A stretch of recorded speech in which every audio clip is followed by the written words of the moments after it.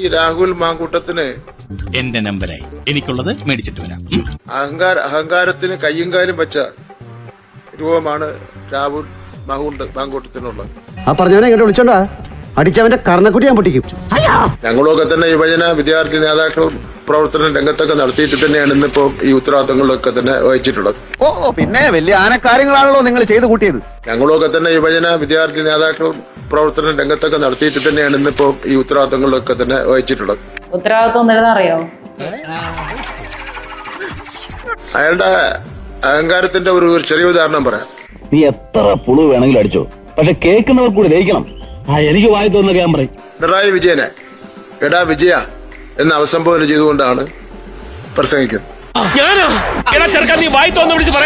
ഞങ്ങൾ കേരളത്തിന്റെ രാഷ്ട്രീയ നേതാക്കന്മാരായിട്ടുള്ള സീനിയേഴ്സ് ആയിട്ടുള്ള ആൾക്കാരെല്ലാം എന്നിട്ട് പിന്നെ എങ്ങനെ ഇതെല്ലാം ബഹളം നിയമസഭയിൽ നടത്തിയാലും അങ്ങറ്റത്തെ ബഹുമാനത്തോടു കൂടി മാത്രമേ പെരുമാറിയിട്ടുള്ളൂ.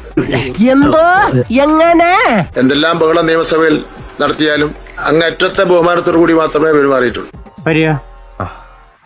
നോക്കിക്കോളൂ, രണ്ട് പാവയ്ക്ക തൂങ്ങിക്കിടക്കണ.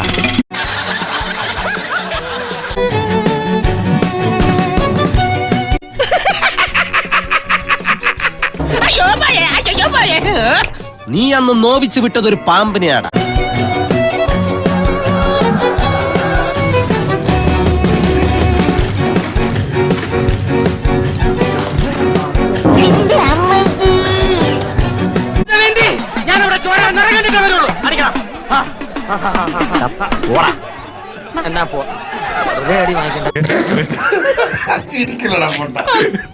അമ്മാതിരി പ്രകടനം അതിനകത്ത് കാണിച്ചു വെച്ച ആള് ആ ബഹുമാനത്തെ കുറിച്ചൊന്നും ഞങ്ങളെ ഓർമ്മിപ്പിക്കല്ലേ. അണ്ണന് പറ്റിയ പണി എന്താന്നറിയോ?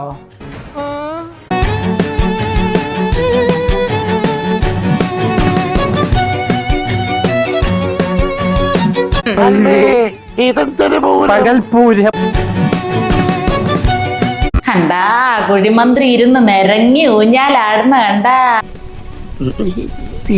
ഞങ്ങളൊക്കെ തന്നെ യുവജന വിദ്യാർത്ഥി നേതാക്കൾ പ്രവർത്തന രംഗത്തൊക്കെ നടത്തിയിട്ട് തന്നെയാണ് ഇന്നിപ്പോ ഈ ഉത്തരവാദിത്തങ്ങളിലൊക്കെ തന്നെ വഹിച്ചിട്ടുള്ളത്. ഞങ്ങള് പഴയ ഫ്രണ്ട്സാ. ഉറക്കം വന്നോണ്ട് തോളിലിട്ടതാ.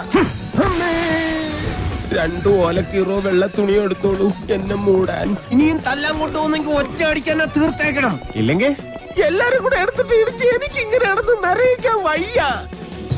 അങ്ങനെ ഒന്നും ഞാനും ആലോചിക്കാതിരുന്നില്ല. അപ്പൊ എല്ലാം പറഞ്ഞ പോലെ